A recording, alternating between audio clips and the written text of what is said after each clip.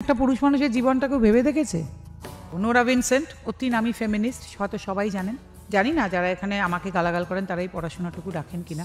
Nora Vincent অতি নামী feminist সারা পৃথিবী। তিনি একবার ভাবলেন যে তিনি একটু পুরুষ সেজে দেখবেন 2 বছর, যে ঠিক এক্স্যাক্টলি কী ব্যাপারটা, মানে পুরুষ হলে কীরম লাগে। উনি পুরুষ সেজেছিলেন 2 বছর, তারপর 1.5 বছরের পরে আর থাকতে পারেননি, মহিলা হয়ে গেলেন উনি। আবার দেখলেন যে পুরুষ মানুষের প্রতি নারীদের দুর্ব্যবহার এবং সব কিছু এত খারাপ, উনি বললেন এটা জাস্ট নেওয়া যাচ্ছে না। Men are suffering.